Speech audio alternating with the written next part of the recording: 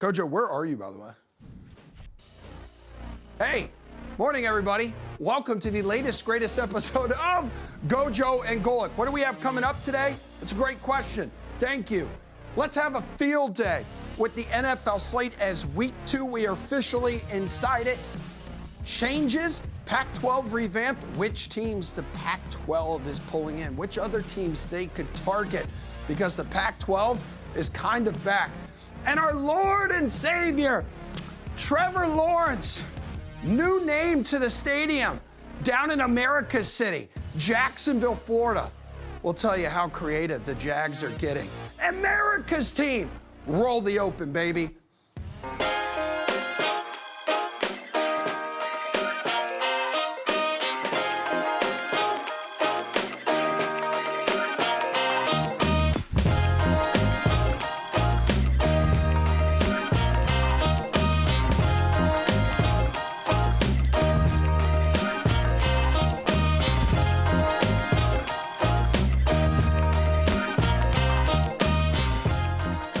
What's up, everybody? Welcome to GoJo and Golic. Mike Golic Jr., Mike Golic Sr., and as you just saw there and heard, Emerson Latzia joining us from the DraftKings studios in Boston. We got a great show for everybody. As always, make sure you download, subscribe, rate, review us, leave us a 5-star rating, and check us out live Monday through Friday from 8 to 10 a.m. Eastern on the DraftKings Network, our YouTube channel, Samsung TV Plus, Roku, and all those great places. Fun one today. Jordan Brenner from the Underdogs going to join us as we look ahead at some weekend lines, and our buddy Jessica Smetana from the Dan Le Batard Show gonna hop in with us here as she was joining Emerson Latzia and the crew in the pregame power up. You guys can check out Mondays and Thursdays at 6 p.m. Eastern outside Hard Rock Stadium, the site of Dad, a Thursday night football game that went from a beatdown that we would have enjoyed talking about, where Buffalo flexed muscles against a Miami Dolphins team that they have beaten a lot since Josh Allen's become the quarterback there, and instead has turned into a really scary conversation about one young star's future after the concussion sustained by Tua Tagovailoa, the Dolphins quarterback. Dad, just an incredibly scary moment in this game for Tua, who left Thursday night's loss to Buffalo in the third quarter after suffering his third diagnosed concussion in his NFL career. So, Dad, we'll get to the game at some point, but obviously this moment stands out as so much bigger than that. We heard some pretty stark thoughts from Tony Gonzalez, from a number of the not only former players on that Thursday night football set, but from former players all across Twitter about what Tua's future in football could or should look like. So when you saw this moment, what went you through your mind about Tua and his football future based on what we know? Well, you think about a football future and you think about life, as a future. Every player is different on how they go about it. This didn't look overly, and again, there have been cases before where it didn't look overly bad, like, oh no. I mean, he went head first into Damar Hamlin's chest. It wasn't a head-to-head hit at all, so you don't know, did it happen there or did it happen when he went down and the back of his head hit the turf? But he went into the fencing pose again with the stiff arms, and something unfortunately we've seen before in the history with Tua in his third diagnosed concussion. So yeah, that's going to be the talk. Obviously we'll get to the game. It was same old Buffalo beating Miami. But you do wonder about the future. And as I said, every player is different. You look at the time of football that we're in now, where we have more knowledge on things and players take care of their bodies better, and there's more awareness of your body and later in life, where when in my era, when you did something to get on the field, you were asked, don't you care what you're going to be at 50? And you were like, no, I care about being on the field. Well, guys today care about, and I'm not saying this in a bad way. It's just like when I was young, you didn't wear a seatbelt driving. You learned that wearing a seatbelt is smart to do. You learn over time things that are the severity of certain situations. Ball players are normally used to a knee blown out, a shoulder blown out, an elbow blown out, an ankle twisted. The concussion is still kind of a gray area because you talk to wide receivers and they still say, I'd rather get hit high than hit low. Where I get hit low, I blow my knee out, I know I'm done for the year. I get hit high, I have a concussion, I'm out for maybe a week or two if it's a concussion, and then I'm back playing again. You don't see the immediacy of the concussion and what the effect is. You see the immediacy of a shoulder, of a knee, of an ankle, and that's what players focus on.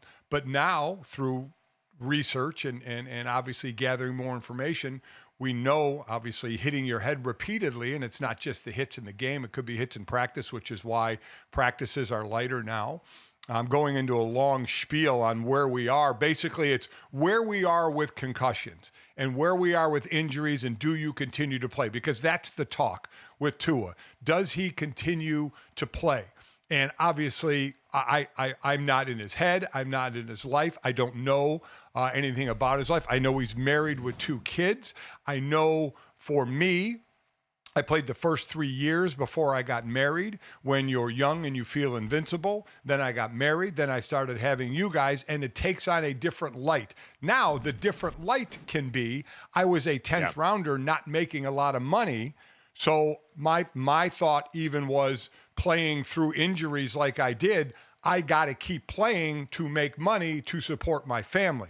Tua has got enough money, even though signing that big deal, and we'll get into injury guarantees and stuff, but the players are making more money now where they are, and this is a factor. This is a factor. It has to be a factor. Are you set with your family?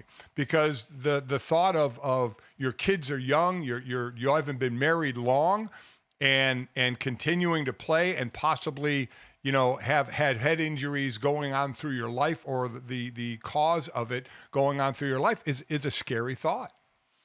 Yeah, it is. And that was kind of what I wanted to ask you. We talked about it a bit before the show, but I never got to be a player who was older, who was an adult. I was done playing football by the time I was 25. And so factoring those kind of things in was something that I never had to consider, because you're right. When you are young playing this game, there's a feeling of invincibility that everybody talks about, whether you played at high school, whether you played in college, or even if you're a guy that made it and played a few years early in the NFL. You see so many grisly injuries over that time that don't have anything to do with head trauma, and some that do, that are kind of normalized through your course of the sport. And then as you get older, we hear a lot of guys reflect on this differently. And so I'm sure all of that, could potentially be on the table. And listen, Tua was very candid and said after 2022, where he had the one concussion that was later then diagnosed as a neck injury that led to the second concussion. That was a scary situation for everybody watching. He did told, I believe, the guys at the Dan Le Batard show when he was talking with him that he had contemplated retirement after that 2022 season, but came back, obviously had the great year last year. And the financial part of it is difficult, Dad, because for some guys, this will be the greatest earning period of their entire life. This is the skill set that they've honed since they were young men, and this is their best opportunity to provide for them and their family. And you're always kind of weighing that earning potential against what it can do to your body.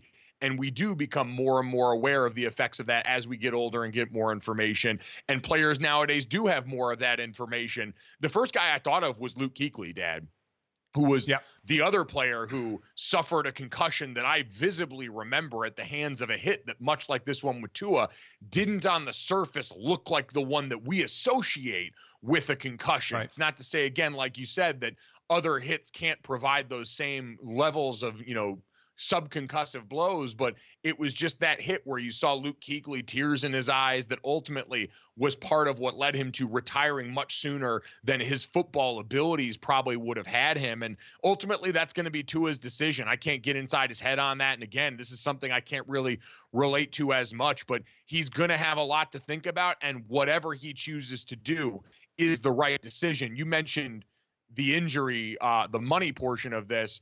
Tua just signs that new contract, $42 million signing bonus, and $167 million guaranteed for injury, which means if he's injured and can't play anymore and the Dolphins cut him, he would be owed that much money no matter what. Now, there's some discrepancy about if he chooses to walk away, Dad, and is medically cleared, but we do have some precedent for this in the past when Andrew Luck decided to retire suddenly before the season. The year that he retired, he had $212 million left on his contract. The Colts chose to honor that.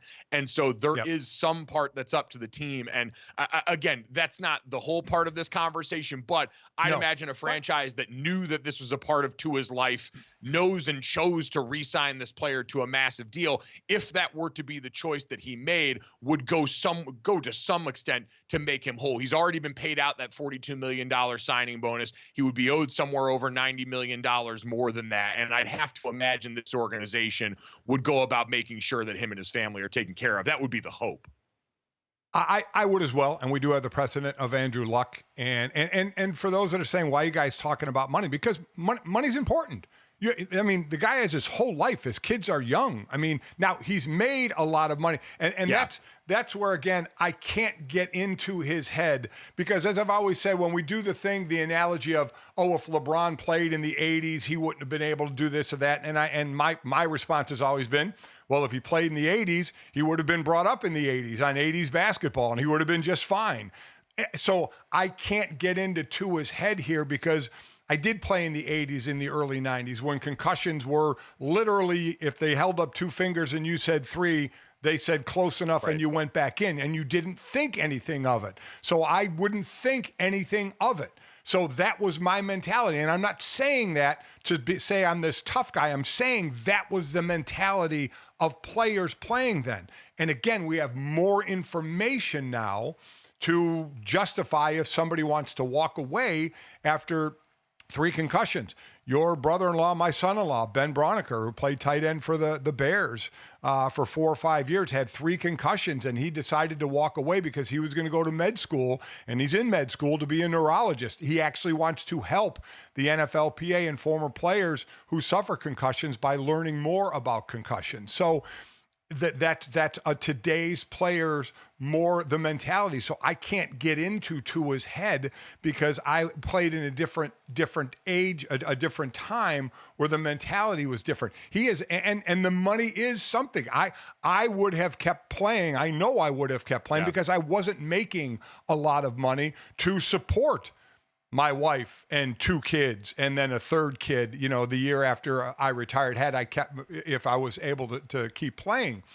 So the mentality is different. He has made a lot of money already, and I agree with you. I think they would do him right. Maybe not the whole contract, but enough to where he is already, I think, going to live pretty comfortably. So that is a part that you value. Is my family going to be fine and taken care of?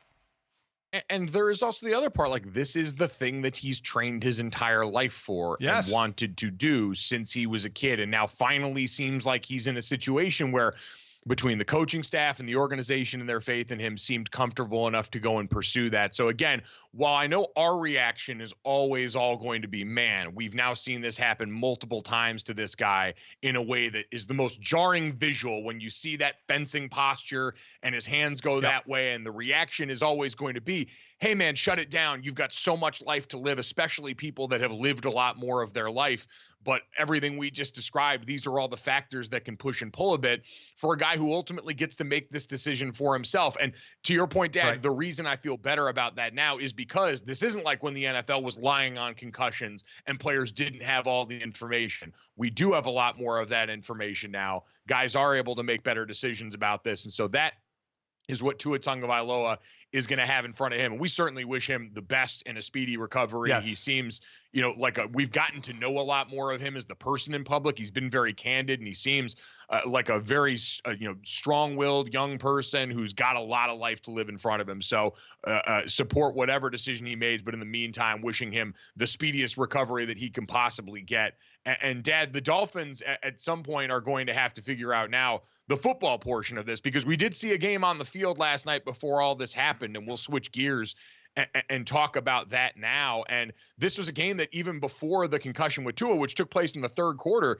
he had thrown 3 interceptions. This offense lost both its starting left guard and its starting left tackle in Teron Armstead during this game to shoulder injuries. And just kind of like we predicted going into this game, Dad, Buffalo, in part because of that and just in part because of the way these teams were built, was able to dominate along the lines of scrimmage in this game. They get a blowout victory where James Cook goes for 11 carries, 78 yards, 2 touchdowns. Josh Allen doesn't have to put up monster numbers because they were getting the ball in such advantageous field position, even with that secondary that we talked about being new in the back end with DeMar Hamlin and Taylor Rapp, the linebacker core that saw not only Matt Milano go down during the preseason, but now during this game, they lost Terrell Bernard to a pec injury. And so you had Dorian Williams and Balin Spector, both guys that started the season as backups, out there as starters. And it did not matter as Ed Oliver, Greg Rousseau, and that bunch up front put their foot down and got after Tua for a lot of that game and created that havoc.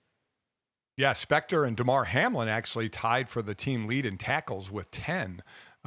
So you're right. I mean, this was the lines of scrimmage, because you look at the stats on this game.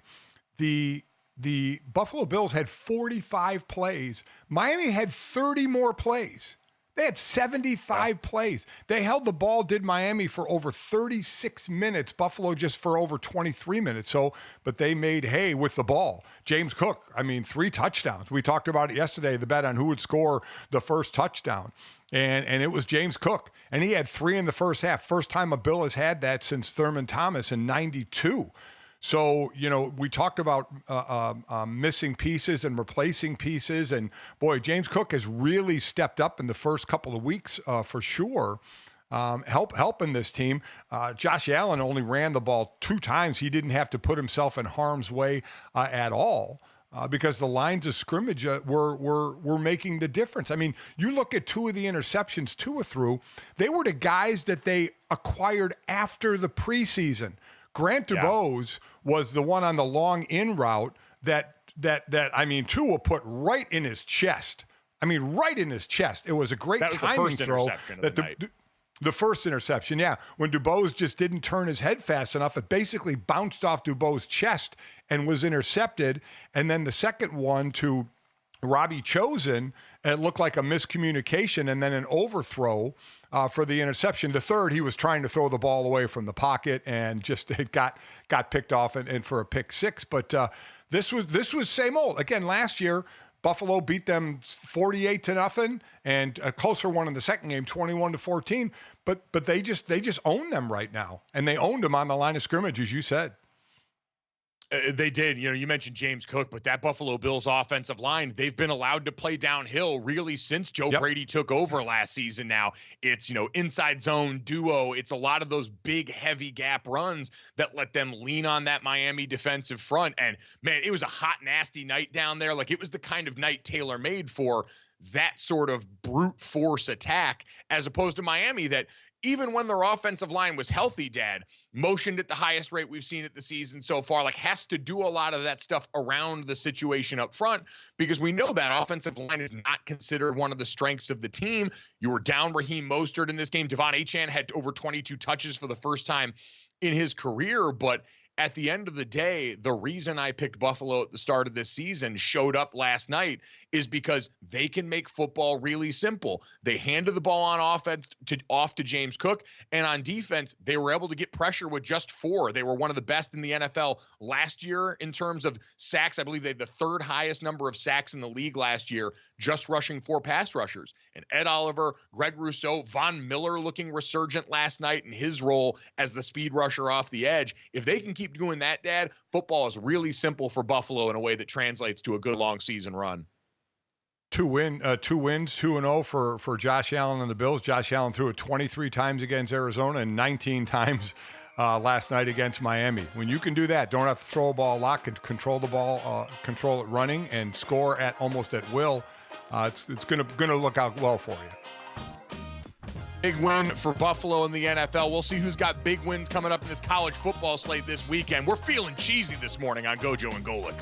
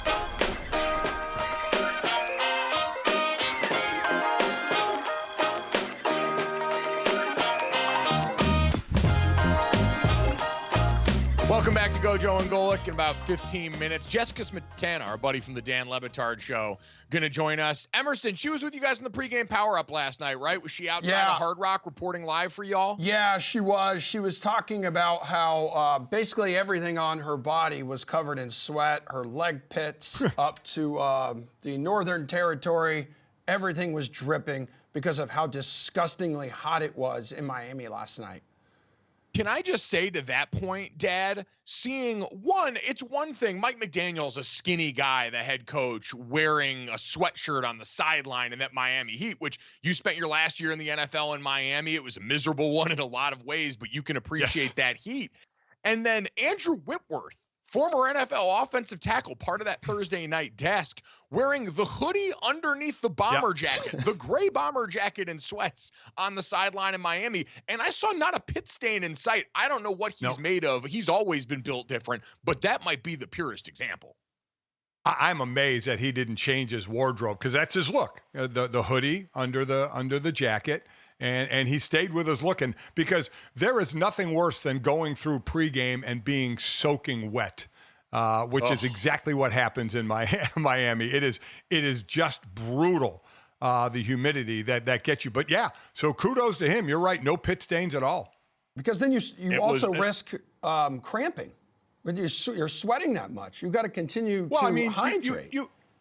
Yeah, you have to know. I mean, you have to know going into that, and it's not just drinking before the game. It's drinking during the week, water and the right electrolytes. Got to drink a lot all week, so that helps with the not cramping. It's too late. Yes. Yeah. So we're glad she survived that last night. I've already been in contact with Jess this morning, so she managed to beat the Heat last night. Let's see who can beat the Heat this weekend in college football. We'll have our NFL preview coming up in hour number 2. But right now it's time for our college football weekend preview. It is brought to you by the fine folks at Cheez-It. This college football season, we're feeling the cheesiest with Cheez-It. Love that. Feels great heading into the weekend. I'm starving right now, and some white cheddar grooves would actually be manna from heaven if they somehow appeared in my hotel room, if someone wants to dash that my way without knowing my location. But, Dad, interesting slate coming up this weekend for college football, as we're starting to get into some conference play for certain teams, still some compelling out-of-conference matchups, as well as you look at tonight. We got Arizona at Kansas, which, oddly enough, as you reminded me of before today, Dad, not a conference game right now, despite the fact that they are both now in the Big 12. Arizona comes over with the group of Pac-12 teams this year. You actually said there's an incredible circumstance that's led to this technically being a non-con game for both Big 12 teams. So they scheduled this game before Arizona moved over to the Big 12. So this was just supposed to be a non-conference Pac-12, Big 12 game. And then the change happened, and Arizona came to the Big 12. And it happened so late that neither could find another opponent. So because of that, and so they didn't have one more conference game than everybody else, they are treating this as a non-conference game. So that, I mean, it's a wild circumstance, but let's admit that college landscape has been pretty wild with the changes in the conferences. But yes, since they scheduled before the conference shift, they couldn't get new opponents, so they would not have one more extra for tie-breaking reasons and all that extra conference game. This is a non-conference battle between two same conference foes. Have fun with that. Yeah, exactly. And one that's going to feature some incredible quarterback play. Avery Johnson on the Kansas State side, still looking to kind of get going, but Noah Fafita on that side. Teteroa McMillan has been as advertised at wide receiver for that Arizona team. Kansas State, a 7-point favorite here at home, Dad. Probably a little rich for my blood on that front, especially knowing that potent quarterback receiver combo that's already shown plenty of good evidence that they're the same this season on Arizona's side. Yeah, Teteroa, though, in the second game against Northern Arizona, only had 2 catches, had 10 for over 300 yards in the first game. Both these teams struggled in their second games. Kansas State was down 10 to Tulane and came back and won that game. And Arizona outlasted Northern Arizona 22-10. They were and Arizona was 0 for 10 on third downs. They had 10 penalties for 95 yards. So both teams kind of did what we were hoping our alma mater would do against a lesser opponent. Just get the win and move on. Just get the win and move on. And that's what these two teams did. So that's why they're ranked. That's why they're 2-0. You're right about Avery Johnson, the Kansas State quarterback. Hasn't quite got it just going just yet. So we'll see if he can get it going, but certainly enough talent on both these teams. All right, let's look ahead of the Western weekend slate. That's our Friday night game, which is exciting. But, Dad, you mentioned teams that have survived in advance so far. Let's talk about the Oregon Ducks, 9th-ranked Ducks going on the road, their first road test of the season, and it is a rivalry game. Oregon State, a game that, by the way, has not been played in September. This game has been played for now. Right. This will be the 128th time the game has been played, and they have never played in September. So never played this early. And at a point in the season where, Dad, Oregon offensively, Dillon Gabriel has the kind of completion percentage numbers we've been used to seeing in this offense at 84.3% of his passes, good for third in the nation, which is insane to say out loud. But against Idaho, against Boise State, you'd kind of expect that. What you wouldn't expect is that these have been narrow victories for the Ducks, and then along the lines of scrimmage, they've been pushed around a little more than expected. So, Dad, 16.5-point favorites on the road. Do you think Oregon can finally get their tires to catch and start looking like the team we expected? I think we keep waiting for that, but I don't know if this early in the season we can expect that dramatic of an improvement over the first 2 weeks where they have been, against Boise State, Dillon Gabriel was sacked 4 times. The O-line, as you mentioned, the lines of scrimmage, the O-line for Oregon hasn't really shown that improvement from week 1 to week 2. So it being week 3 and a rivalry game, I'm going to say that this is a little bit too rich. The 16.5 is a little too rich for my blood. Yeah, I want to say that Oregon's going to get it done. I picked them to do a lot of great things. But to your point, rivalry games are weird. It being the first road test is weird. While I think they're going to win this game, 16.5 is a lot of points, man. And Oregon State, the only team in the country with 2 running backs that average in the top 20 in yards per game. Right. They got 2 guys that are averaging over 100 yards a game through their first 2 wins against Idaho State and San Diego State. And we know that's given Oregon a little bit of trouble. They're just fresh off the Ashton Genty experience against Boise State. So I would probably take Oregon State plus the 16.5 in this one until Oregon proves to me that they can put their foot down on the gas. The O-line might be more personnel at this point than it is scheme or anything that's changed. And I don't know how much fixing they're going to do of that in a week in a rivalry game that, again, is a different spot. And we'll see how all of those emotions that are much more prevalent in college football factor into this one. Dad, let's head to the only ranked matchup that we've seen of the weekend, really. Boston College on the road against 6th-ranked Missouri. BC checking in at 24th in the polls after a couple of nice early season wins for them.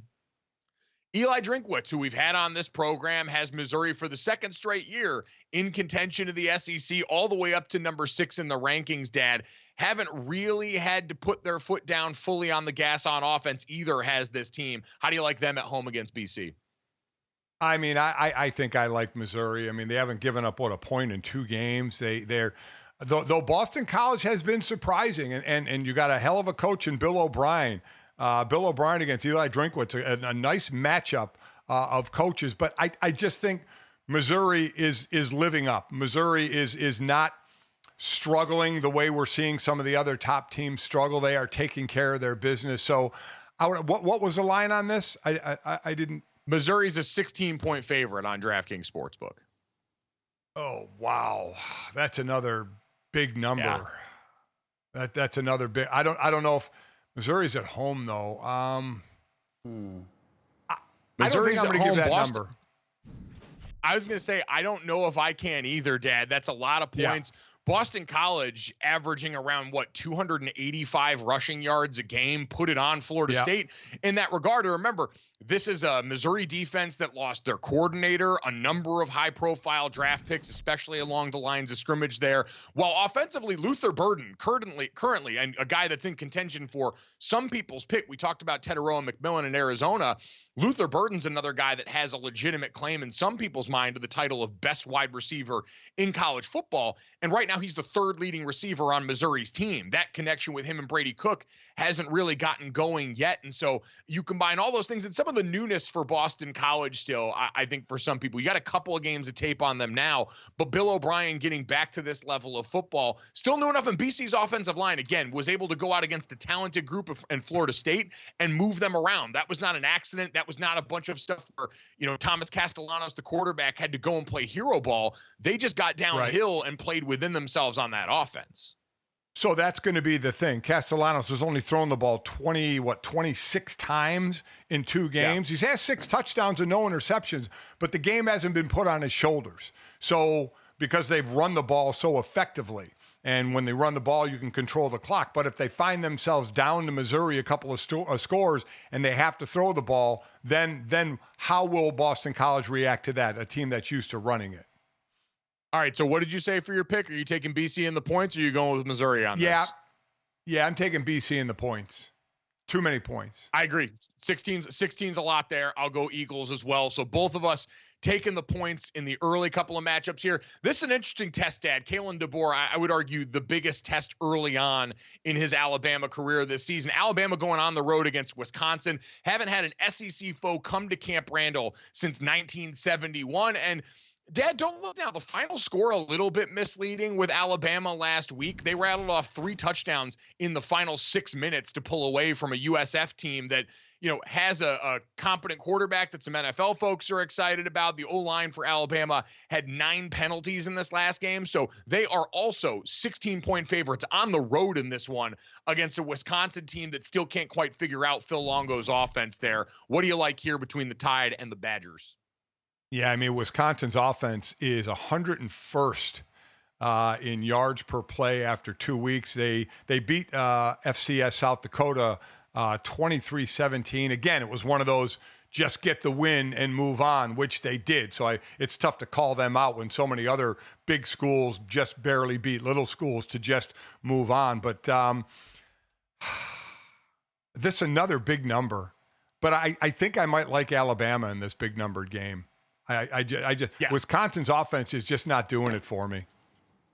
No, I'd agree. I'd take Alabama in this one. I think defensively for them, we mentioned last week with USF, they held Byron Brown, their quarterback, to 13 of 35 for 103 yards. And while Tyler Van Dyke and Phil Longo could eventually get this going, it's just been such a weird personnel fit at a place where we know Wisconsin for years under Paul Chryst spent their time beefing up the lines, running downhill with big backs, and now is trying to run Phil Longo's version of the air raid, and it just hasn't seemed to click yet. And I don't think this Alabama defense, who also I think understands the stakes of the game here right now. If you're Kalen DeBoer and company, this is one of the ones people circled quick and said, hey, if you flirt with disaster in this game, this is the kind of stuff that gets the locals riled up in a way that you're probably not going to like. So I think for Jalen Milroe, this Alabama offense, Caden Proctor, their left tackle, who was a freshman starter for them last year, left for Iowa, then came back to Alabama, been dealing with an injury the first couple of weeks, still unsure on his status in this one, but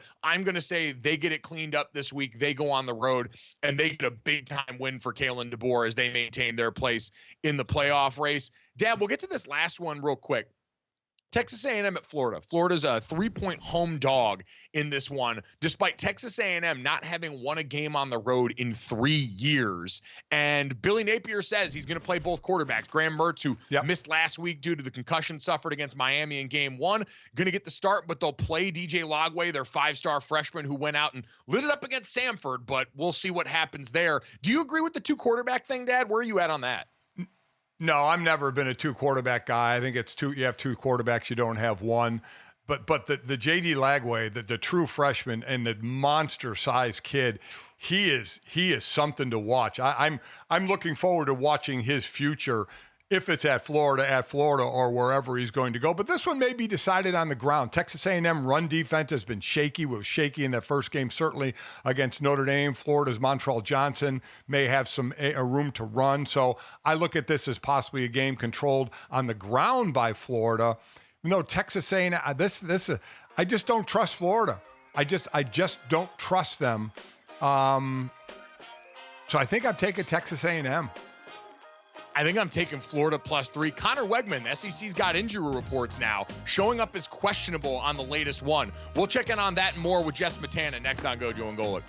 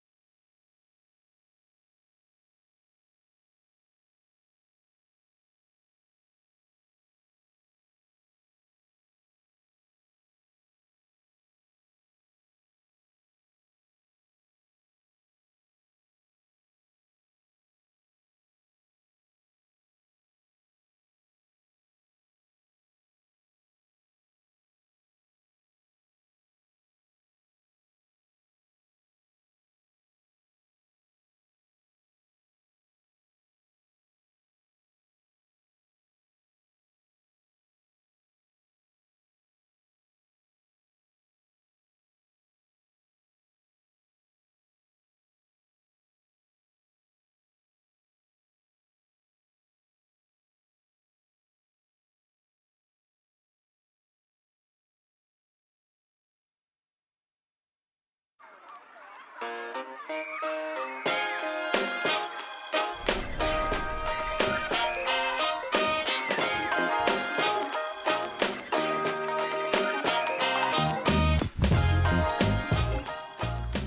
back to GoJo and Golic. Mike Golic Jr., Mike Golic Sr., Emerson Latzia.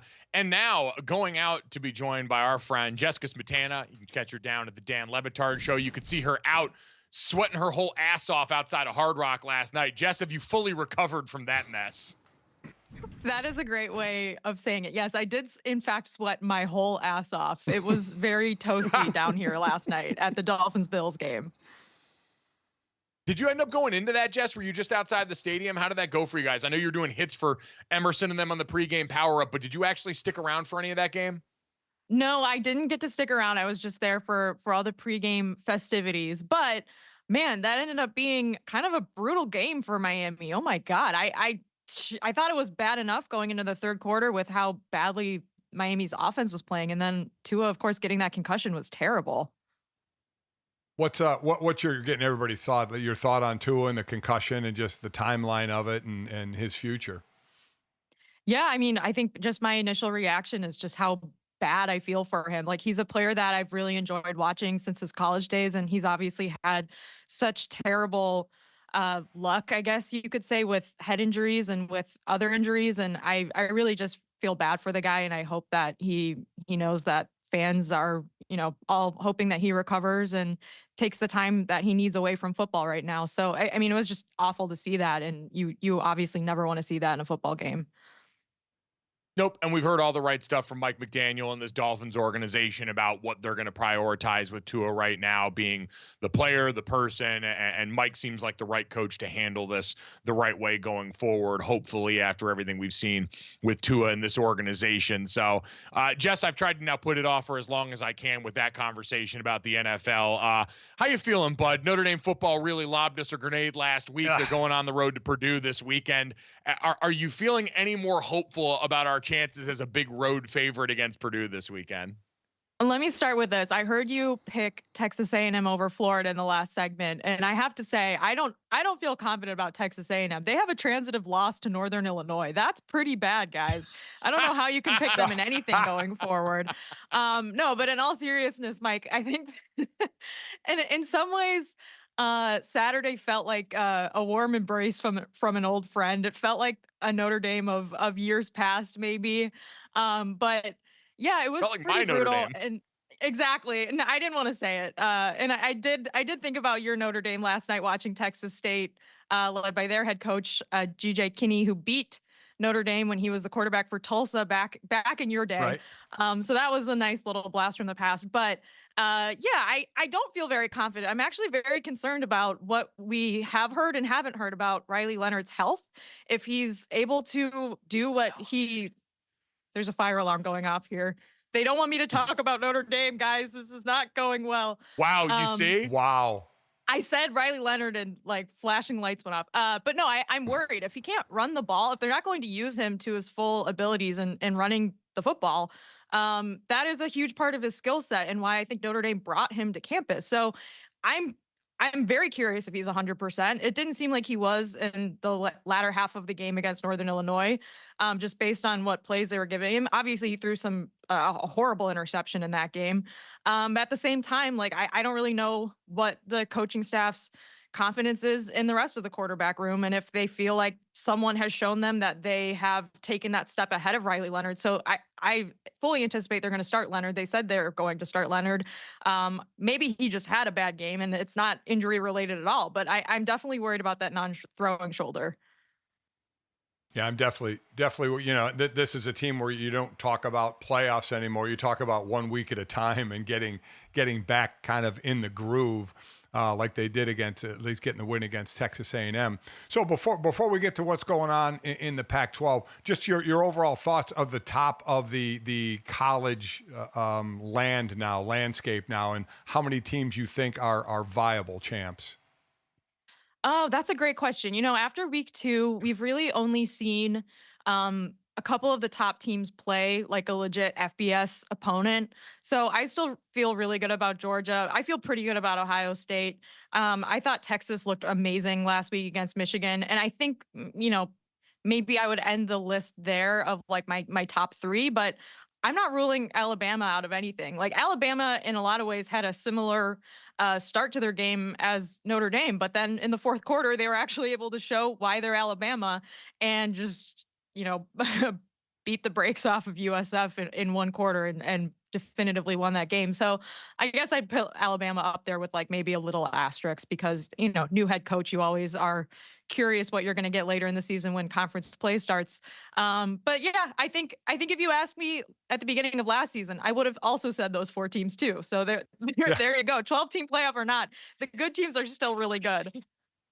Yeah, I was going to say the more things change, the more they stay the same, because we always said this college football playoff expansion wasn't really going to change the teams that were good. Now, for Alabama, they did the one thing that we always thought might give people a chance, which was Nick Saban retired, but Kalen DeBoer comes over as an incredibly capable coach. And so now we've got that same situation there. So, Jess, in terms of a little bit of different, can I interest you in a little Pac-12 revival? That news breaking late the other night, where now all of a sudden the remnants of the Pac-12, Washington State and Oregon State, announced that they're going to scoop up 4 of the Mountain West's best in Boise State, Fresno State, Colorado State, and I forget why I'm blanking on the other one right now. But San Diego State.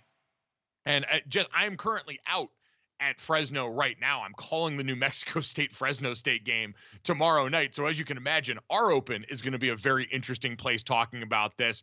What was your reaction when you saw this break the other night, or maybe in the morning? I think my initial reaction was like, wow, they're actually going to pull this off. Like it seemed like that was the game plan from Oregon State and Washington State after they decided to stick with the Pac-12 and not move to the Mountain West permanently. So I think great for the Pac-12. Obviously not great for the Mountain West because now there's 8 teams left in the Mountain West that don't know if some of them may get poached to the Pac-12. There's 2 more spots for the Pac-12 to fill for them to be a FBS conference. I think you need 8 teams. So yes, there's obviously going to be more ramifications from this that we haven't seen yet. And some of them, I've seen people say that they want the Pac-12 to absorb a couple of the top FCS teams, which obviously great for FBS football, would stink for FCS football because those are some pretty storied programs that have had a lot of success there. But obviously there's more money in the Pac-12. It's an iconic brand and it's a conference that, quite frankly, it's worth more on the market, even though it was very mismanaged for the past decade and a half by leadership there. So like good and bad, I think I've been frustrated to see the Big Ten try to co-opt the Pac-12 after dark aura the last couple of weeks. And I want the Pac-12 to, I don't know if they can trademark that or whatever, but tell the Big Ten to back off. The Pac-12 is not going anywhere. We are still going to have weird, wacky, late at night Pac-12 football in 2026. Well, I hope for the Mountain West concern for them that more teams don't leave, because then they would not have the minimum 8 teams, because now they're down to 8, and hopefully more won't leave. Other teams that are being talked about, because you guys are right, the Pac-12 needs 2 more. They need a minimum of 8. There's talk of Tulane, Memphis, UNLV going in. But how about this? How about Stanford and Cal, 1 year in the ACC, going back to the Pac-12? I mean, it would be phenomenal. I think it would be great for the school, from the travel, especially from the non-football sports, but even the football travel. You're used to traveling a lot, but non-football, to have Stanford and Cal go back to the Pac-12. From a geographic standpoint, I think that a lot of people are saying like the Cal-Stanford ACC thing doesn't make sense. They should go back to the Pac-12. But from a financial standpoint, I don't even know if that's really possible or on the table right now. Plus, I've heard a lot of college football reporters talk about how Cal and Stanford like the institutional, academic standing of the other ACC schools, and they don't want to go back to a Pac-12 with schools that they believe that they have a higher standing of. Like we know that this is a factor for big universities in choosing a conference, and like the academic rigor and yada, yada, yada. So I don't know if it's possible. I don't know if they are even interested in that. I think it's probably likely that they're happy staying in the ACC for now. And I have been really impressed with Cal Twitter over the last few days. I don't know if you guys have been, you've ended up on the Calgorithm, GoJo, but they are so, okay, they beat Auburn last weekend, and like they have just been going crazy on Twitter, and they don't seem like they want to go back to the Pac-12. They're like, we've gotten more exposure in the ACC in 2 weeks than we've ever gotten in the Pac-12, which I don't know if that's true or not, because there have been a couple, pretty big time athletes that played for Cal before. But regardless, they seem pretty happy. I don't know. It just seems like they're not going back. They don't want to look back. Did you really ask did you really ask if I was up on the calgorithm? Did you really ask if I was? You should be on the calgorithm. Yeah. It's good stuff. Mike, I think you would enjoy it. I'll send you some tweets. Okay. Yeah, I need to get myself involved in this. I've seen people talking about it, but I have not been served members of Cal Twitter just yet. And I guess that's what happens when you beat Hugh Freeze's Auburn. Like, you get upgraded to this immediate class of Twitter that everyone else wants to be involved in. But I'm gonna have to check this out now. I love weird college football Twitter, and it sounds like this hasn't crossed over into toxic college football Twitter yet. No, it's pretty fun. It's a lot of, I would say, shit posting. It's a lot of shit posting. Their mascot. There was a lot of, pictures of Auburn's stadium, Jordan-Hare Stadium, that said property of Antifa. There was a lot of that sort of like ribbing back and forth with Hugh Freeze over the woke mind virus. But I highly recommend it. They seem very amped up right now. They think they're getting game day in a couple weeks if they keep winning. So it's a fun place to be. Hey, I mean, listen, game days at LSU, South Carolina, which wouldn't have necessarily jumped off the page to me a week ago. Now, obviously, South Carolina baptized Kentucky last week and gets an LSU team coming to town that's only, got the one loss against USC at the start of the season, but still looks like they're competent enough offensively. So stranger things have happened. And I think you're right, Jess, overall about Cal and Stanford and the ACC, most notably too, because this seems like a precedent issue if you're the ACC. While it'd be fun for all of us to say, hey, let's do a do-over and just give them back to the Pac-12, you got Florida State and Clemson sitting there looking at you like, you sure you want to do that, bud? You want to go ahead and light that candle? We can do this. And now all of a sudden they get the chance to get out. So that seems like lawyers and to your point, university presidents making this decision. Like, that academic portion of it pops up all the time because, as we constantly have to remind people, these are university presidents that are actually the ones governing a lot of the change around college football, and they care about nerd stuff a lot more than the rest of us do. Yeah, and like it's the whole athletic department, right? It's not just college football. Like, if we did have sort of like how Notre Dame has its own, conference agreement with college football that's separate from the rest of the athletic department, then I think you could make these sort of like geographical alliances. But we don't really have that right now. It's if you want to be in a conference, the whole school has to join all of the teams. So which is it though? For, we sit there and talk about the Pac-12 and their values of academics, of staying in the ACC. When, let's be honest, come on, it's about the money. They're making more money in the ACC. Student athletes be damned. They don't care about the student athlete because they're making them travel from one coast to the other to play volleyball or soccer. And so I'm sorry, I'm not buying the academic part that it's a better academic standing in the ACC. It's a bigger friggin' paycheck. We know it's all run by money. I'm not going to argue with you there, Mike. Yeah, thank you. No, I mean, it is, but we know that stuff is the stuff that they can at least slap the sticker on it and go there and make it happen. Jess, this has been a lot of fun. I'm really hoping that we don't have to exchange any more incredibly frustrated wellness check text messages this weekend after Purdue. I've played some weird, hairy games against Purdue. That stadium, I don't have a lot of good things to say about the stadium or their drums, so I'm just going to keep them to myself so as not to get aggregated in case this goes wrong. I hate their stupid drums so much, Mike. I'm really nervous. They have a good defense. They have a head coach with a good track record with defenses. And Notre Dame's biggest issue, as we know, the offense, scoring points. I am nervous they're not going to do very much of that against Purdue. But look, we'll see. If anyone out there like hacks into our phones and reads how depressing our text messages back and forth over the last week have been, they would be very alarmed. But let's hope that never happens. Fingers crossed. Thanks, Smetty. We'll talk to you soon. Thanks, Jess. Oh, God. I can't believe it is an absolute mess in our mentions right now. An absolute mess. God help us both. Coming up next, we'll get you set for the NFL this weekend here on GoJo and Golic.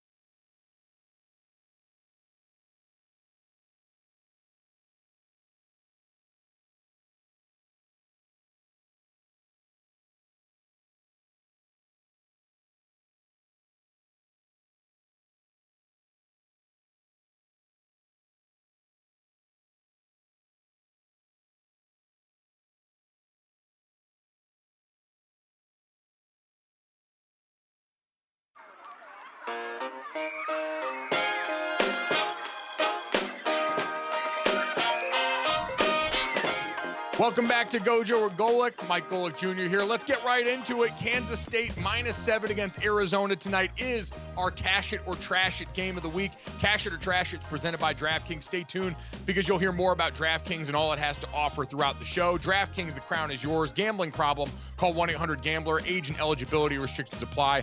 Void where prohibited. See DraftKings.com for details. We mentioned Arizona going on the road here.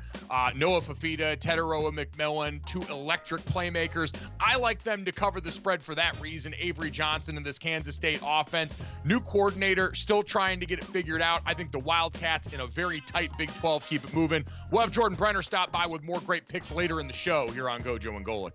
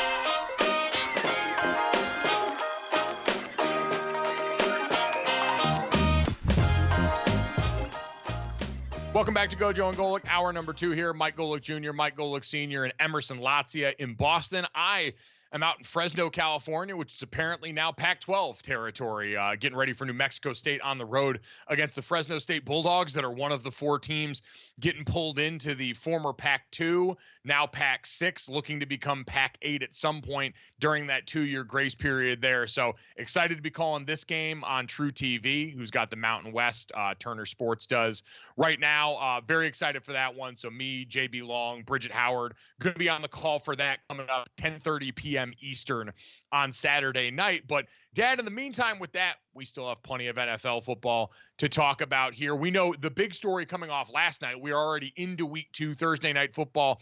Last night, the Bills get a monster win over the Miami Dolphins. They go out there and get it done to the tune of 31-10. But the big story of the night, Tua Tagovailoa, the Dolphins star quarterback, recently signed to that monster extension, leaves in the third quarter after scrambling in the red zone and actually delivering delivering a hit onto Bill safety DeMar Hamlin with another concussion, his third diagnosed concussion since 2022. And we heard from Mike McDaniel as head coach. He said, we're concerned about Tua getting the proper medical care right now, not at all about the timeline for this player going forward. So certainly thoughts and prayers with him, Dad, but it seems like this is someone Miami is going to have to get comfortable not having for at least quite some time. Yeah, and there's the Tua side and the football side. From the football side, they got smoked by Buffalo yet again. It's their first loss of the season. How much time will they spend without Tua? Skylar Thompson is the guy that comes in. Tim Boyle was on the practice squad. So do they go out and try and get another quarterback? So there's the team aspect of trying to, continue your season without your starting quarterback. And then there's Tua.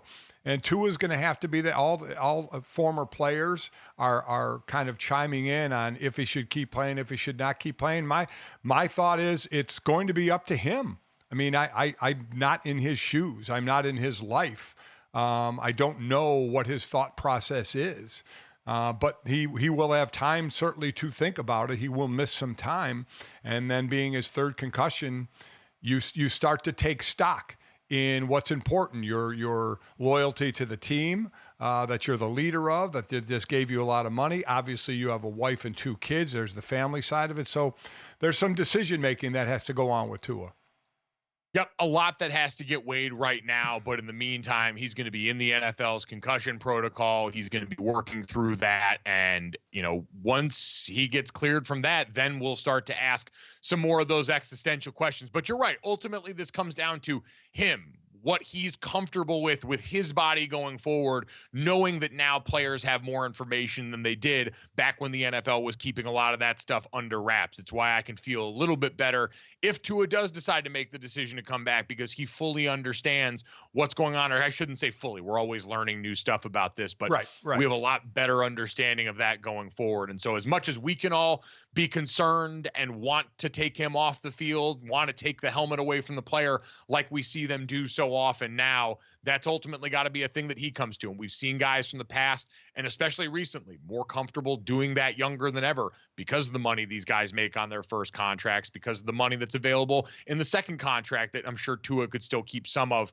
if he decides to walk away. But that is going to continue to be a story for another day. So again, we wish the best to Tua in his recovery, and we understand and support any decision that guy makes about his football future. Emerson, this has been obviously, a heavy topic for the morning. You're a happy guy. We've got a weekend full of football coming up. Can you make us happy about this weekend in football? Can you help us kind of get ready for that? Okay, this may help you feel happy if you're watching at home right now. One of the best rivalries in the NFL here, Gojo, will be renewed this weekend. We're talking the Bengals. We're talking the Chiefs. Although if you look at the odds on the DK Sportsbook, odds makers are suggesting this rivalry is over. These players hate each other. There's been some incredible quotes coming out of both camps this week. Bengals 3-1 against the Chiefs in their last 4 games against Kansas City here. All right, is this your game of the week though, Gojo? You tell me. I think so. You mentioned Kansas City, a 6-point favorite at home now. And Dad, I have been amazed at the confidence of this Bengals team coming off the most shocking week 1 loss to the Patriots here. You've got Cam Taylor-Britt, their defensive back, who when asked about Xavier Worthy, the Chiefs rookie wide receiver, said he's fast, and that's about it. He's like 100-something pounds. If you get hands on him, you might be able to disrupt him. You had Jamar Chase come out with the quote on Thursday, where he said, quote, everybody knows that, bro. It's not if. We are the team to beat in the AFC, and we know it, and we got to play like it too. So, Dad, are you surprised at this Bengals team and the way that they're coming out swinging, going up against a Chiefs team that just had a pretty phenomenal showing in week 1 opening night? I'm surprised as someone who is not used to talking in a locker room like that, but I'm not surprised in today's NFL or today's sporting world that there are players that are spouting off. It's amazing. Xavier Worthy, I mean, 3 touches and 2 touchdowns. Yeah, it's all great and would say, he's small and you get your hands on him, but getting your hands on him is the problem. I mean, he ran for two touchdowns. So And then to say you're the team to beat after just a horrible, and he said, I know we have to play like that. If they play to their capabilities, they're a hell of a lot better than the loss to New England. But you are what your record says you are right now, and you are the way you're playing right now. And, T. Higgins still, most likely on the shelf. They didn't have a running game. I don't think they tried to run the ball enough. They didn't have a passing game. They put up 10 points against a very good New England defense, and they got run on. They got run on by a team that the only way they could do anything is to run the ball, and they got smoked. So I would expect them to play better. But, man, the Chiefs, the Chiefs and the Baltimore had an excellent game. It was a matter of toes that decided that game. But I just think the Chiefs have way too much offensively and defensively for Cincinnati at this point. I think if you could bottle and sell the collective confidence and energy from wide receivers and defensive backs, you could power this earth into the coming generations for millennia. It is the most potent drug on planet Earth. I appreciate it, Dad, because I'm with you. It is just so far outside my purview to walk around with that much confidence. Yeah. I get why Jamar Chase has it. For Cam Taylor-Britt, this Chiefs team is petty as hell. And not only do I think they're going to win and think they're going to cover, but I was looking on the sports book last night, Xavier Worthy alternate receiving totals. You can get Xavier Worthy at over 50 receiving yards at plus money at plus 135. Signed, sealed, and delivered. If you don't think Pat Mahomes and Andy Reid are going to scheme up a way to get him as many shots as possible after this, best believe they are going to make that happen and try and rub their nose in it. I have no doubt, because this one has developed into somewhat of a rivalry, and the Bengals have been one of the teams that look to have had the Chiefs number in an era where very few can lay claim to that. But I'm with you. I think the Chiefs running game, too potent, and unlike New England, they have places like Rashee Rice, Xavier Worthy, Travis Kelce that they can go with the ball off that. So I'm going to pick the Chiefs -6 in this game. Dad, are you on board with that? Yes, I am. Where the Bengals are now, I think they will get better, but where they are now, I'm definitely taking the Chiefs and giving the points. All right, Dad, let's move on. Justin Fields and the Pittsburgh Steelers are going to be at the Denver Broncos. They're 2.5-point road favorites here. It sounds like we're not going to get the Russell Wilson revenge game that we were hoping for going back to Denver after his couple-year stint there. He said, I'm just trying to be smart after Thursday's practice. Got to do a lot of work today on the field and everything else, throwing and all that, just trying to be smart. But Dad, I think combine that calf injury with Justin Fields, who does give this offense a dynamic threat rushing-wise that they're kind of going to need against this Denver Broncos defensive front, who last week you looked at what they were able to do against a Seahawks team that's got some things on the offensive line that outside of Charles Cross, I think they need to work out. But we've talked about Baron Browning, Jonathan Cooper on that other side, looked pretty potent off the edge at rusher. And so while the Steelers offensive line still working itself out, having a quarterback who can use his legs and move around the way Justin Fields can, going to be huge for this team in the early going. Oh, I think without question. I think the offensive line has been a question mark for Pittsburgh, so you need a more mobile quarterback, and that's certainly what Justin Fields is. I look for the good matchup of Patrick Surtain against George Pickens. That's kind of the headlining matchup. I think that'll be good, depending on if Justin Fields has time to throw, or, is it scrambling and making up plays down the field. And then Bo Nix gets his first game at home, so he doesn't have the crowd to deal with. He has the home crowd on his side, so let's see if he settles in a little more. Yeah, I thought that Broncos rushing attack was actually pretty capable. Sean Payton, as far as scheming stuff, did a lot to help his rookie quarterback last week. Bo Nix just found out, hey, these NFL windows are different. He made some throws you just absolutely cannot make into windows that didn't exist, and that's the biggest difference we always hear about with college guys going to the NFL there. So, again, Pittsburgh is a road favorite here. I do think that Steelers defense, Dad, where we saw, hey, TJ Watt almost broke that game with the Atlanta Falcons open by himself. They were going up against Kirk Cousins, who's not the most mobile quarterback right now. But I think the Steelers get this done on the road. I think that defense, especially against a rookie, is just something I'd be willing to hang my hat on right now while Bo's still figuring it out. Yeah, I think so as well, because Garrett Bowles, also the left tackle for the Broncos, may be out.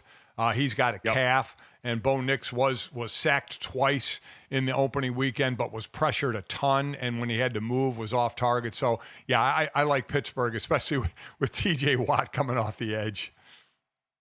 All right, Dad.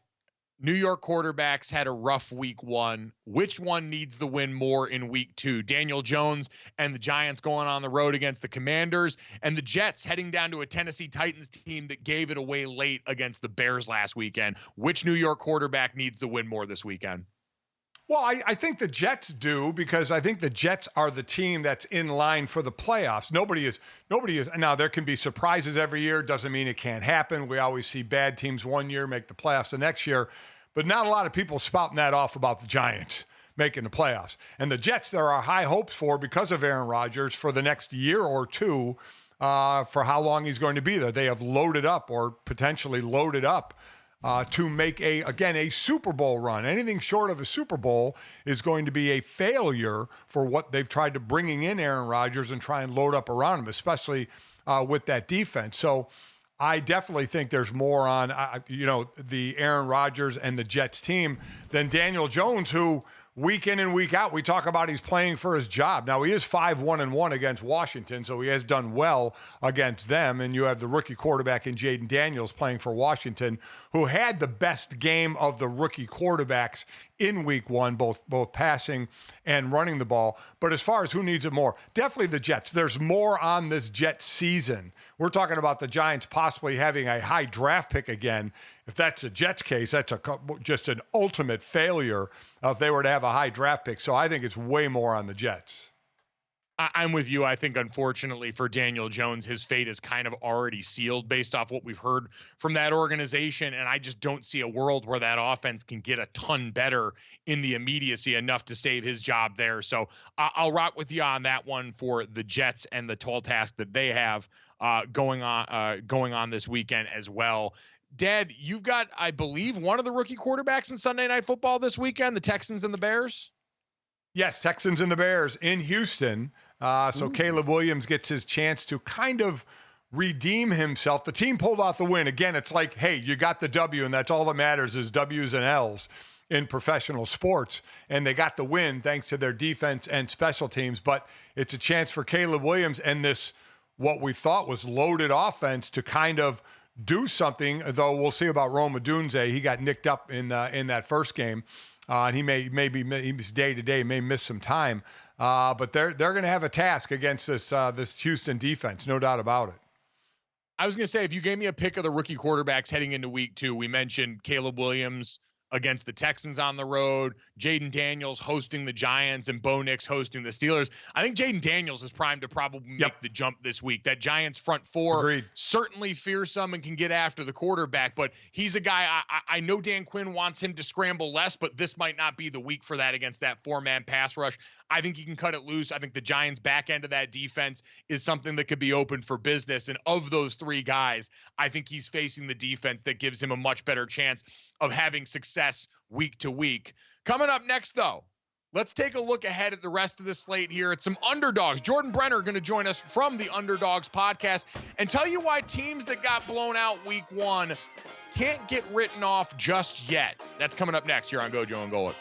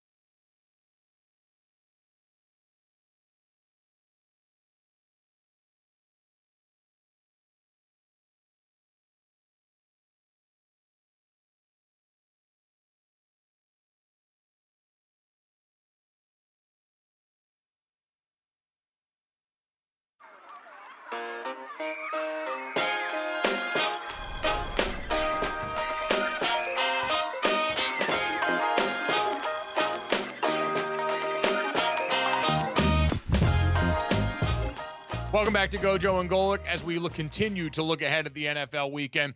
Always fun to try and find some dogs, and that's what our next guest is here to help us do. Jordan Brenner, one of the co-hosts along with Peter Keating of the Underdogs podcast over at Meadowlark Media. Jordan, happy week 2, man. How you doing?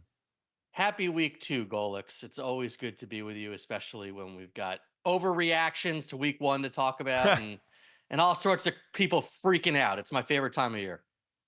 I was going to say, that's something I did want to talk to you about because it is what we do. We've been waiting so long for the season to show up that when we finally get new information to add to the model, whether it's people that actually do that or just the rest of us in our peanut brains, we got a lot of that in week 1 with some wild results. And I guess I wanted to ask you, as we're getting ready to look and try and handicap week 2 and figure out who we think can win, how much stock you do put in that, especially teams that lost by a pretty significant margin in week 1, what to expect out of them going into week 2.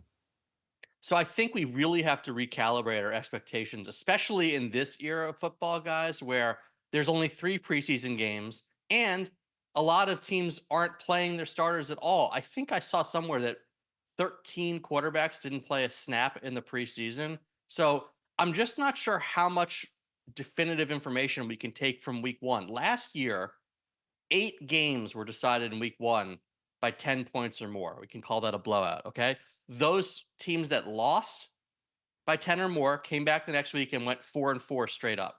The teams that won by 10 or more last week in week 1 also went 4-4 straight up in week 2.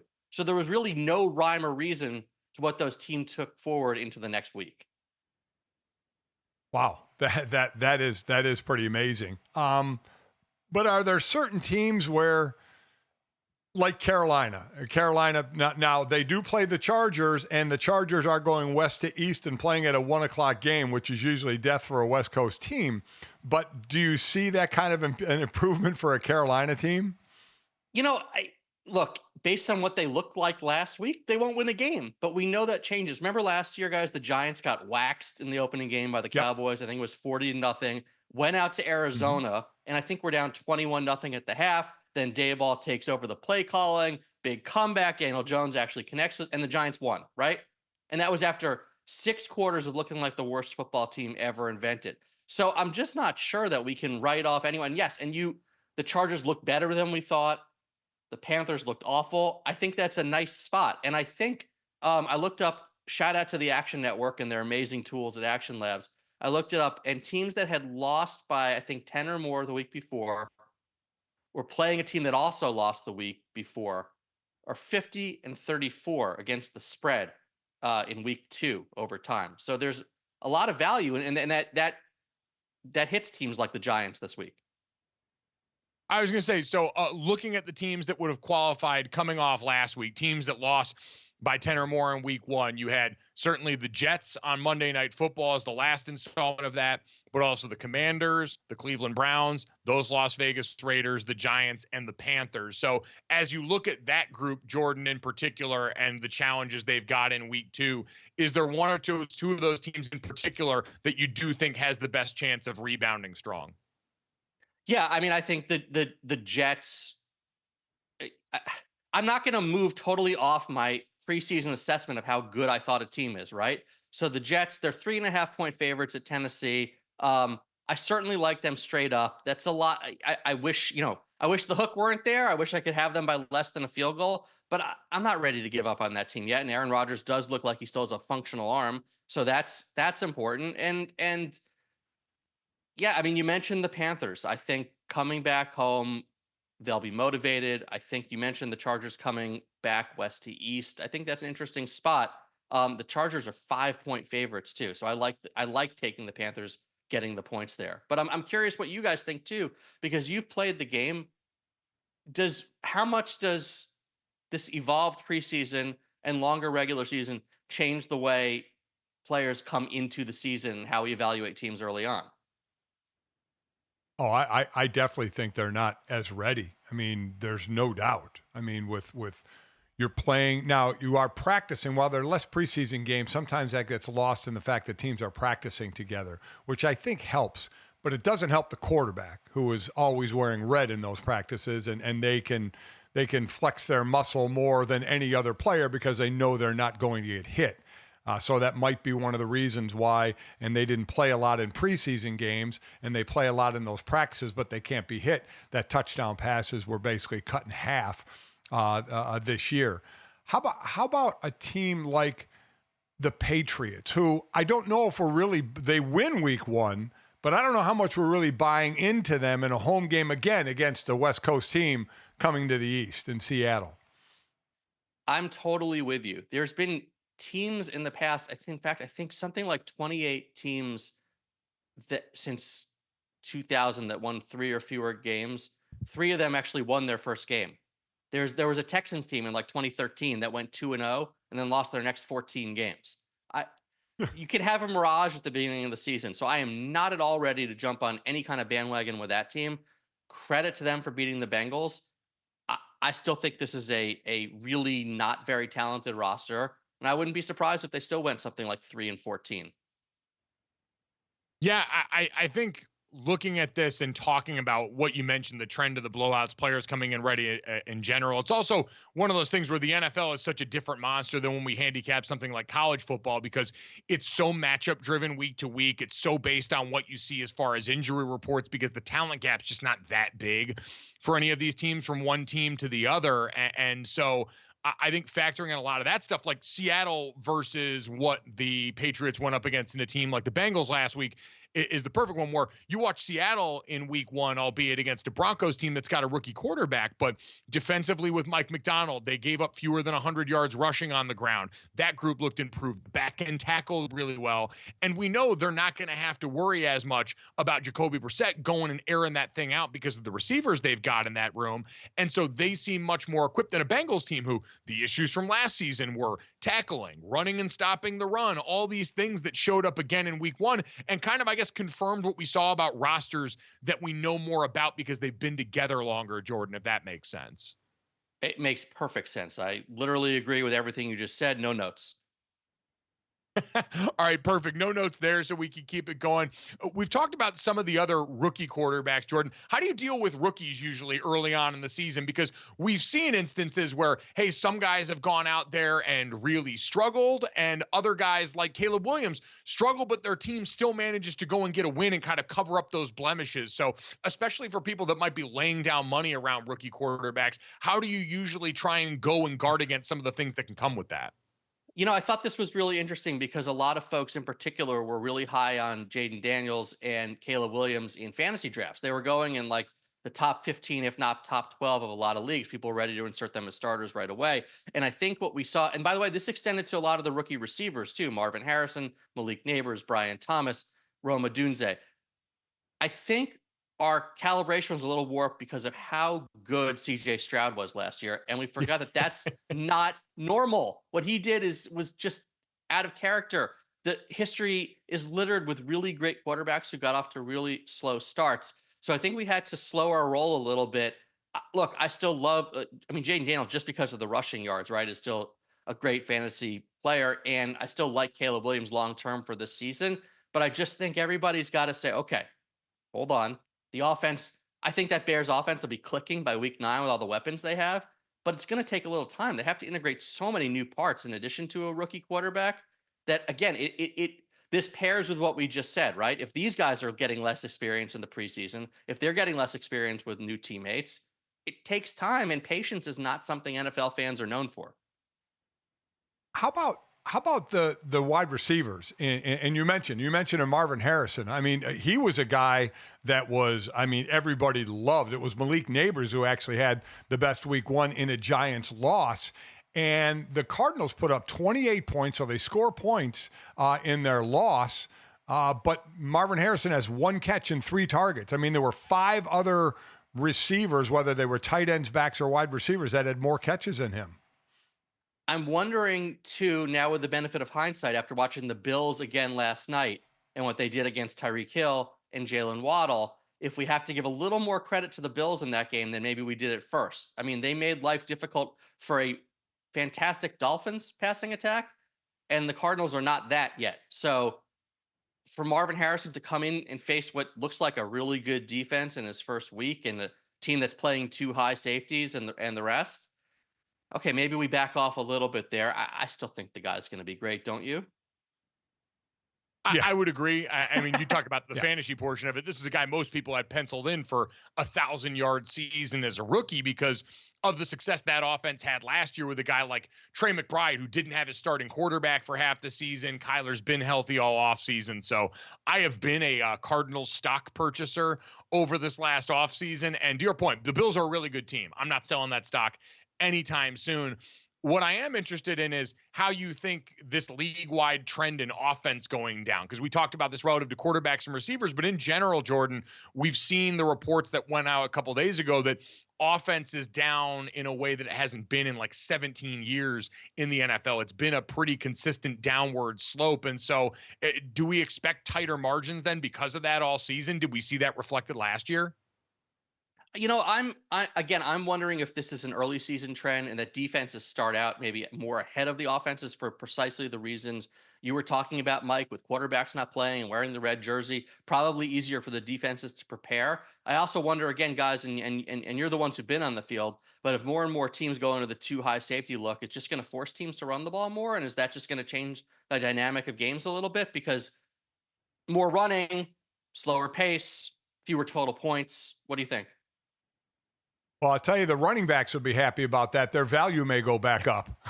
Yes. they may start signing some deals. But yeah, you're seeing shorter passes, shorter air yard passes because of the 2 high. I mean, it's a trend. Everything is cyclical. We'll see when it goes back, but it's definitely taking away from the deeper passes.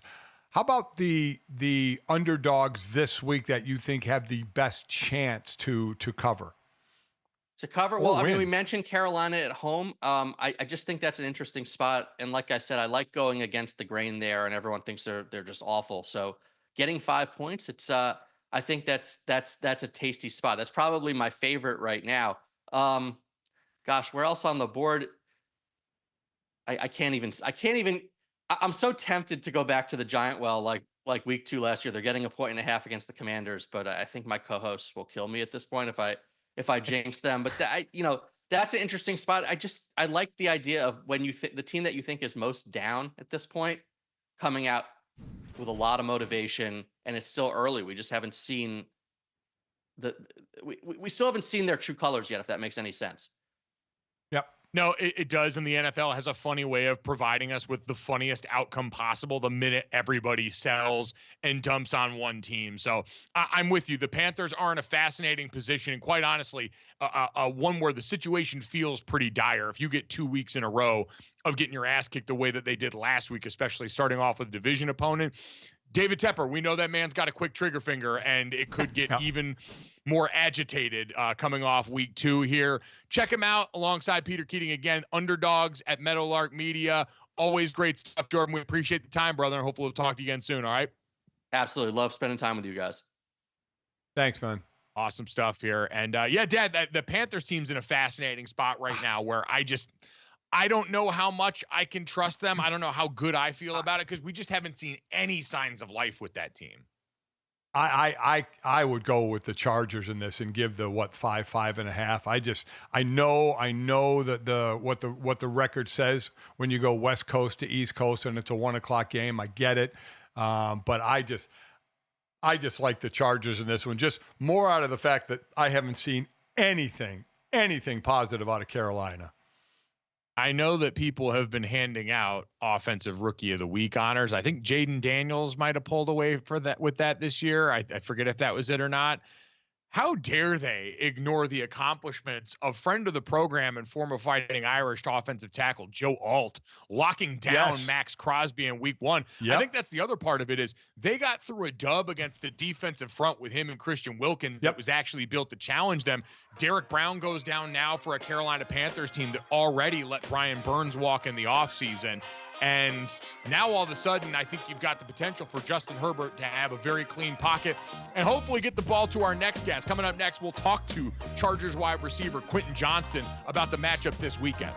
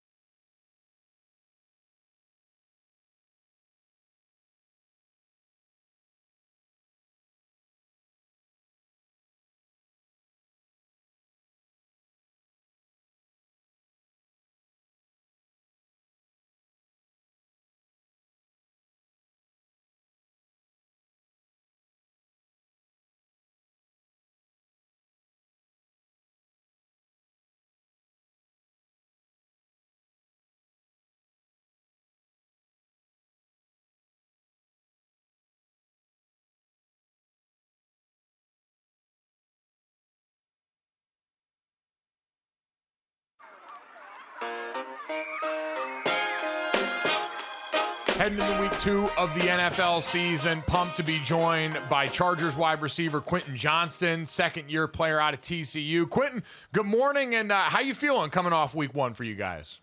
I'm feeling good. It's always good to, start out the season with a win. So it was a good team win. I'm excited for the next game. Well, and starting off with a division game like that's got to be wild coming out of the gate. We saw it get a little bit charged up in there. You were over in the mix when one of your receivers got caught up in it, did Josh Palmer. So walk me through the fight scenario there, because usually that's for big guys like us. So you're going over getting in the mix. So my boy Last scored right before that. Obviously big for him. That was his first NFL touchdown. Shout out to him. I guess Josh, another dude, was getting into it, most of the game. And I kind of looked up last minute because I was ready to walk back because we didn't convert. Walk back to the sideline. I look up. They were over there on the ground wrestling, fighting and stuff. So initially, I went over there. I'm like, y'all chill, y'all get up, and was trying to kind of sort of trying to break it up. And then it just got too much. I kind of realized very quickly they weren't trying to break it up right then. I got Josh over there, and I couldn't just sit there and let that happen. So kind of got into it with those two guys right then. And then after that, everybody ran over there, was just pulling people off each other. I got pulled off by somebody. Me and him kind of went back and forth, getting into it. But yeah, eventually after that it broke up, but it was still kind of a lot of tension. And you're not the normal size wide receiver. You can get in some scraps. Being the size you are, you're going to be intimidating to other receivers. So. How was between the new coach and Jim Harbaugh and the training camp and the first game? How different was it from last year? Yeah, for sure. I feel like it was a big positive for us having a guy like that come in and just bringing a positive energy to the team as a whole. I'll just give a good example of what type of coach he is. Like we'll be on the ropes or something, and then I'll look back and to pass the ropes off, and it'll be him standing right there, and he's like, "Come on!" He's sitting there with cleats on doing the workout with us. So I feel like from day one he just kind of showed us that he's a player's coach and he's good to be around. We kind of gained a lot of trust from him, very early. For you, coming off your rookie campaign and going into your second year now with a new coaching staff here, what's been the biggest thing you've been trying to work on, and what does the coaching staff talk to you about, Greg Roman and this offense, the way that they see you involved? Yeah, for sure. Just growing my game as an all-around receiver. Taking my last year's experience and kind of building off that, learning from it, the ups and the downs. And then Coach Roman and them has a big spotlight. I feel like is going to shine on me this year.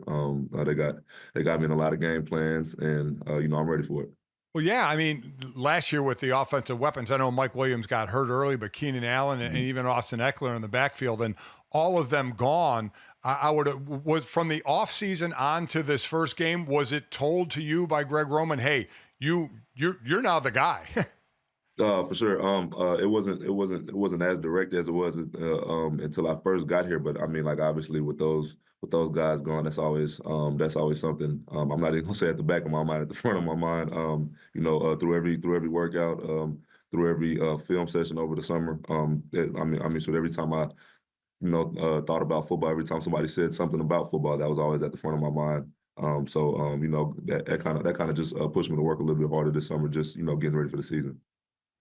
Have you guys talked about it in the wide receiver room? I mean, your guys' room has been the subject of a lot of conversation with those guys leaving and the way that they view that offense. Has there kind of been a chip on the shoulder in there? Somewhat. But we don't want to put too much pressure on it. We still want to, go in to every game, putting one foot forward, playing our game because, at the end of the day, we still got, a lot of confidence in ourselves and a lot of, confidence in the people we have in the room. With Jim Harbaugh being the coach, knowing he likes to run the ball, drafting an offensive tackle with the first pick, how much was it relayed to you wide receivers? Hey, you guys are gonna have to be doing some blocking downfield on these running plays. I mean, that was kind of already just like a thought, like we already knew. Like as soon as they did that, it's like, okay, we're gonna be doing some blocking, but at the end of the day, that's good for us too. The more we block and stuff, the more the run game opens up and stuff like that, the more that helps us out. And vice versa, we do our job. And, it helps the running backs in the run game. So we're still very excited for that. for Justin, obviously last year, the first time his career was really affected by injury and took him off the field during the regular season, dealt with a little bit of the plantar fascia stuff during the preseason this year. Has it been tough with all of that in mind to kind of get on the same page with him and get the reps in this new offense with him this year? Or do you guys feel comfortable already? No, I feel like for the most part we're still comfortable because I mean, so he was still there, every day at practice, even though we weren't getting just the actual physical reps. We still daily in and out of meetings with each other. We were doing joint practices with the joint meetings with the quarterbacks and stuff like that. And then from time to time he'll do like spot up throws and stuff like that when he was starting to get back right. But after that, when he came back, we feel like we have it. Mr. B, we still picked up on where we left off before he got hurt. And I feel like we're continuing to go up. So with your new coach and Jim Harbaugh, sometimes he talks and it's like kind of a weird thing that he says. Have you found that when you're listening to him in meetings of just kind of the tangents he goes off on sometimes? I mean, yeah, but that's what I feel like that's what makes him so likable just about a coach. To us, at least he's just all around funny guy. When it's time to be serious, it's for sure time to be serious with him. But he's a real a real lighthearted guy, a real playful guy. He likes to play a lot, especially like in meetings. He cracks a lot of jokes and stuff like that. Which keeps us up. It's always a good time being around him. Good culture around the organization. It really seems like talking to guys in your building right now. We talked about him a little bit at the beginning, but in your room, Ladd McConkey, a rookie in a position you were in last year, gets in the end zone in his first game. What's impressed you the most about him as he comes into the league the way you did last year? Oh yeah, for sure. He came in and seemed like almost day one he already had the offense down pat. He's a leader, even though he's a rookie. I feel like not only one of the receivers, one of the leaders in the receiver room, but on the team as well. He comes in day out. He's going to be the same person, hardworking. I like that about him a lot. Your rookie year, you came in, you had 38 receptions and a couple of touchdowns. Are you a guy that puts numbers to goals? Like, if you have a goal this season, are there numbers to your goals? Not anything specific, just I kind of want to just go about like milestones in the game. If I get certain amount of catches, I'll at least be at this yardage, and then hopefully at the end of the season I'll look up and be satisfied with what I did. But just going in, preparing before the game, and just putting my best foot forward. While I'm in the game, I feel like I'll be right where I want to be. For you guys this week, you're on the road against the Carolina Panthers team that, listen, struggled out the gate. There's no way to sugarcoat what we saw happen with them against the Saints. So for you guys, what have you seen so far on tape, and how do you avoid kind of that exhale that can sometimes happen when you see an opponent go out and get beat like that? Yeah, so we look at the tape and we still at the end of the day we see an NFL team full of professional football players. So we don't want to take anybody lightly, no matter who it is, what they did the week before. This is a new week, and we kind of got it. Well, it's kind of just like a common saying in football, any given Sunday. So, any given Sunday, anybody can, beat anybody. You don't want to take anybody lightly. And, just watching the film, we see some goods, we see some bads, but that's with any team. So we still got to put our best foot forward, like I said before. When you go out to a game like on the East Coast, well, they always talk about East Coast or West Coast going to East Coast and playing at 1:00 and how that can be a disadvantage. How do you find the travel where you end up being out on the East Coast for 2 days and having an early game? Just turn around, get adjusted as quick as you can. Make sure you're hydrated. Make sure you get the right sleep. That comes with being a professional of any sport. You just gotta get adjusted quick and show up like you're back at home for game day. I have no doubt you guys will do just that. Again, off to a 1-0 start, new era with Jim Harbaugh at the helm, and things looking bright for the Chargers faithful. Quentin, we appreciate the time and all the insight, man. Best of luck, stay healthy, and hopefully we'll get to catch up with you again at some point this season. All right, man? Yeah, I appreciate you guys for having me.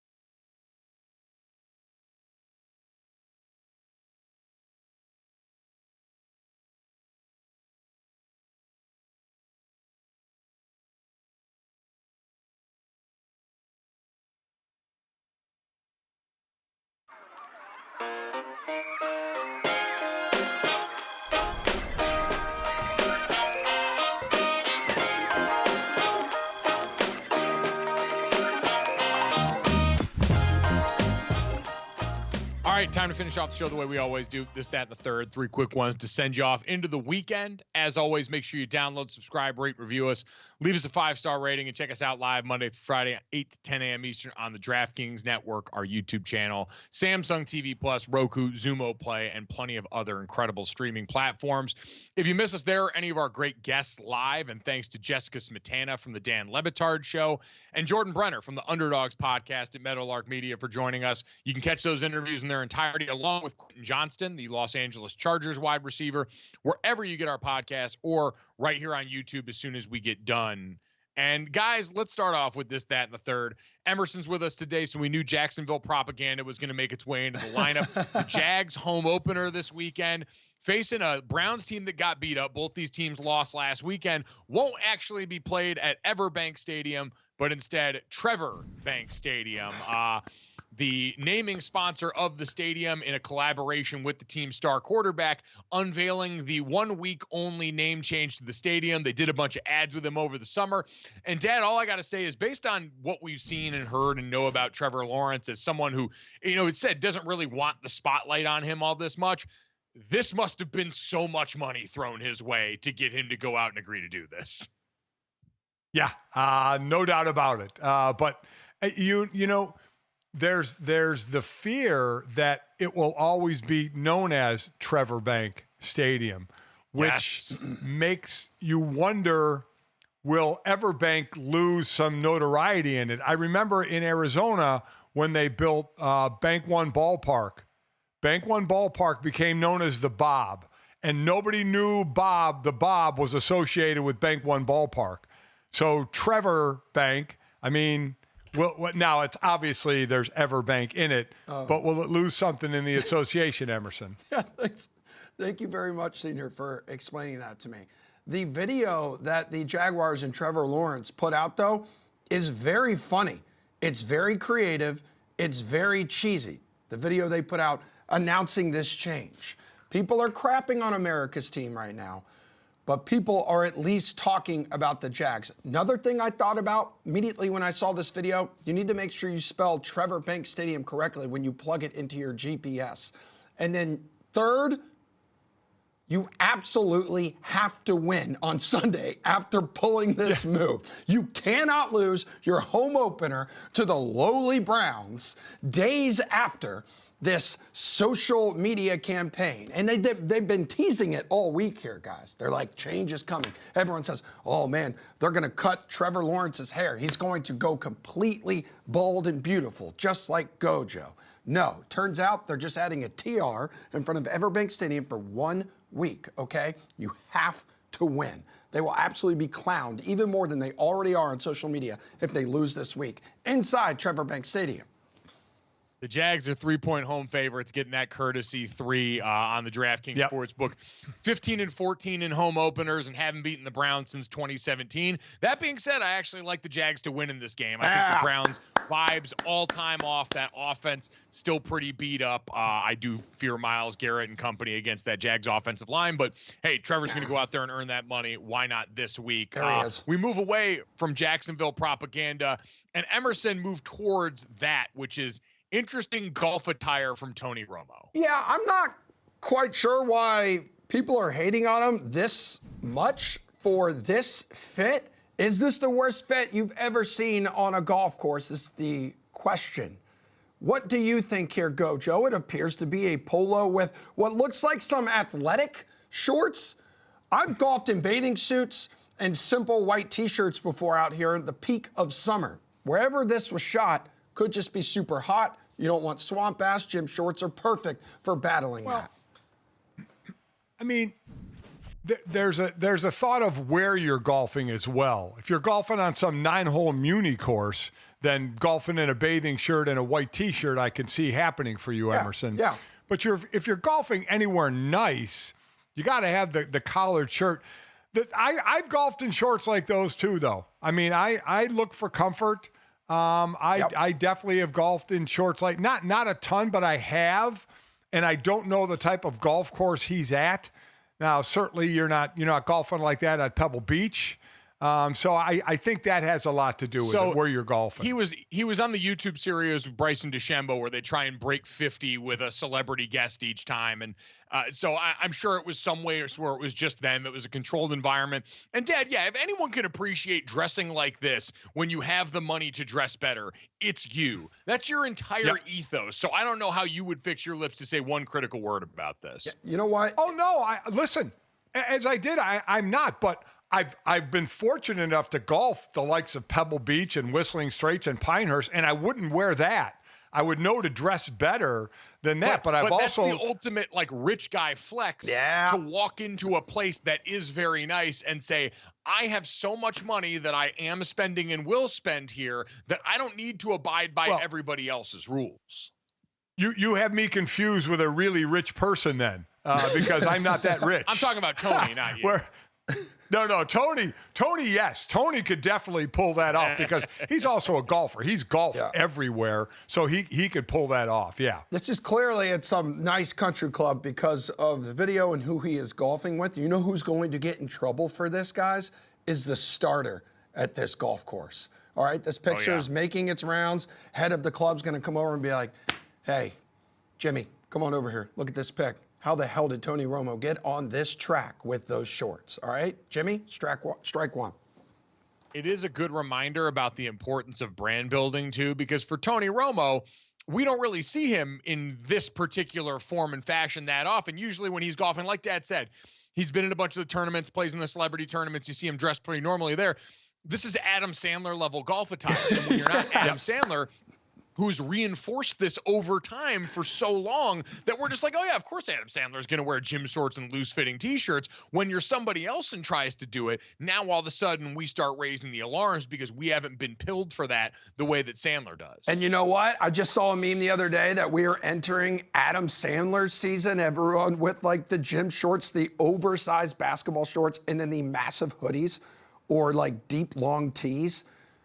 Oh, and this is it. Dude, it's fat guy season. Fat guy football weather means you get to walk out of the house wearing gym shorts and a hoodie up top. You get a little bit of ventilation down low, a little bit of the warmth and softening of the trouble areas up top with the sweatshirt. You're already modeling that right now. So this is a great time to be alive for everybody, as is for this getting to the third now, Emerson. Let's get to the food portion of the proceedings here. That's what do you right. got for us? Wear loose clothing so you can eat things like this, all right? French fries. What do you mean, no? French fries, but topped with olives. So the tweet, my friend has just ordered possibly the worst takeaway order of all time.